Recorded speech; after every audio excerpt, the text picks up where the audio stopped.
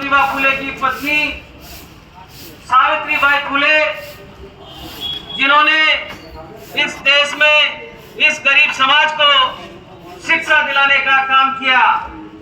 भारत में शिक्षा का अधिकार किसी ने दिया इस गरीब समाज को, तो महात्मा ज्योतिबा फुले और उनकी पत्नी सावित्रीबाई फुले ने दिया। भारत में पहली बार स्कूल और कॉलेज खोलने का काम किसी ने किया, तो महात्मा ज्योतिबा फुले और सावित्रीबाई फुले को ये श्रेय जाता है। इस देश में हजारों सालों से जिस वर्ग को शिक्षा पर रोक थी, अरे शिक्षा तो तुम्हें नाम लेने से ही उन लोगों को आपत्ति थी।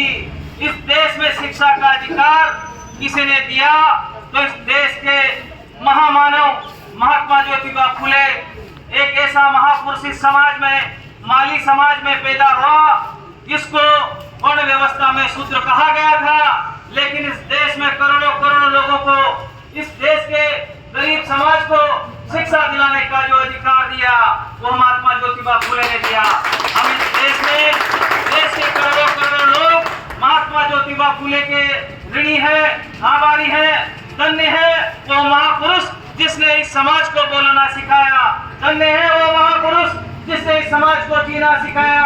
मेरे समाज के लोगों, इस देश में कितने ही लोग महापुरुष इस समाज को जगाने का काम किया, कितने ही महापुरुषों ने बलिदान दिया, कितने ही महापुरुषों ने सामाजिक क्रांति का काम किया था, लेकिन इस देश में उन लोगों को महत्व दिया गया जिन लोगों का राजनीतिक बोलबाला था।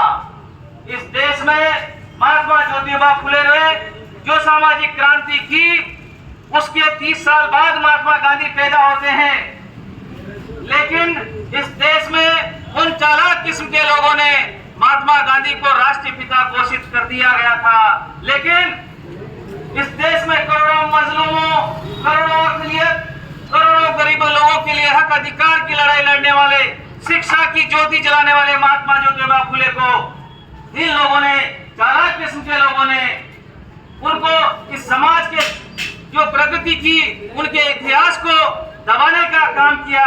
आप लोगों को हर्ष होना चाहिए, आप लोग शिक्षित हैं तो आपको महात्मा ज्योतिबा फुले की पुस्तक गुलामगिरी पढ़नी चाहिए। आपके हर घर में महात्मा ज्योतिबा फुले की पुस्तक गुलामगिरी होनी चाहिए, ताकि आप लोगों को एहसास होना चाहिए कि महात्मा ज्योतिबा फुले ने समाज के लिए क्या कारवा खड़ा किया है। मेरे समाज के लोगों, इस देश के संविधान निर्माता परम पूज्य बाबा साहब अम्बेडकर साहब ने भी महात्मा ज्योतिबा फुले को अपना गुरु माना है। मेरे समाज के लोगों, इस देश में यदि आप जीने का जो श्वास लेते हो, ये कपड़े पहनते हो, ये सूट बूट पहनते हो, कपड़ों में जो सेंट लगाते हो, ये मेरे बाबा साहब अम्बेडकर साहब के खून पसीने की कमाई है। उस खून पसीने की कमाई से उन लोगों ने आप लोगों को गुलाम बनाने का काम किया, आपको शिक्षा से वंचित करने का काम किया। आज भी देश की आजादी के बाद 75 साल हो गए हैं, 75 साल से आप लोगों को शिक्षा से वंचित करने का काम करते जा रहे हैं। आज शिक्षा की क्या हालत है? आप गरीब समाज के मोहल्लों में आंगनवाड़ी होती है, आंगनवाड़ी में आपके छोटे बच्चों को दलिया, लावसी 2-4 दिन देने के बाद आपके समाज का छोटा बच्चा वो लावसी दलिया के चक्कर में हाथ में कटोरा लेकर उस आंगनवाड़ी की तरफ दौड़ता है। मेरे समाज के लोगों, ये चालाक किस्म के लोगों ने आपके आने वाली पीढ़ी को, आपके आने वाली नई जनरेशन को कटोरा पकड़ने का काम किया। आज सरकारी स्कूलों में क्या हालत है? सरकारी स्कूलों में यह हालत है कि आपको दलिया मिल जाएगा, लावसी मिल जाएगा, दूध मिल जाएगा, फल फ्रूट मिल जाएगा, लेकिन आपके बच्चों को शिक्षा नहीं मिल सकती। मेरे समाज के लोगों, जब तक आप शिक्षित नहीं होंगे, जब तक आप समझदार नहीं होंगे, तब तक आप अपने हक अधिकार की लड़ाई नहीं लड़ सकते। इसलिए ये चालाक किस्म के लोग सत्ता और शासन पर बैठकर शिक्षा का निजीकरण कर दिया गया है। आज एक गरीब समाज का बच्चा 10,000 रुपए फीस प्राइवेट स्कूलों में नहीं पढ़ा सकता। अरे मेरे समाज के लोग, 5,000 6,000 में मजदूरी करता है, मेहनत कश मजदूर क्या अपने परिवार को चलाएगा या बच्चों को प्राइवेट स्कूलों में भेजेगा। इसलिए निजीकरण के नाम पे इन लोगों ने शिक्षा के अधिकार से इस गरीब समाज को वंचित करने का काम किया।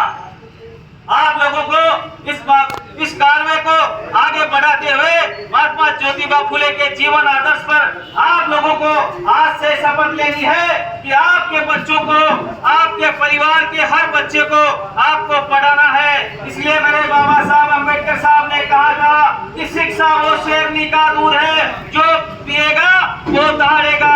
इसलिए हर गरीब का बच्चा शिक्षित होना चाहिए। इस देश में ये लोग हर राजनीतिक पार्टी के लोग समानता की बात करते हैं, धर्म की बात करते हैं, गाय गधे के नाम पे राजनीति करते हैं, लेकिन इस देश में गरीब समाज का बेटा, अमीर समाज का बेटा शिक्षा में समानता की बात करना भूल गया है। अरे मेरे समाज के लोगों, कब तक आप इस व्यवस्था को कायम बनाए रखोगे? आपको व्यवस्था परिवर्तन को तोड़ना होगा। इन चालाक किस्म के लोगों की व्यवस्था परिवर्तन को तोड़ना होगा, क्योंकि मेरे इस देश में बहुत से महापुरुष हुए, बहुत से नेता हुए। आज नेता वो है जो पेट और परिवार के लिए जीता है। अरे पेट और परिवार के लिए तो एक कुत्ता भी जीता है। किसी समाज के लिए कोई मर जाए, इस समाज के लिए कोई बलिदान हो जाए, कोई इस देश का महापुरुष होता है। उनमें महात्मा ज्योतिबा फुले एक वो अमर शख्सियत है जिसके इतिहास को दुनिया कभी नहीं भुला सकती। उनके इतिहास को दफन करने की बहुत सी कोशिश की, विचित्र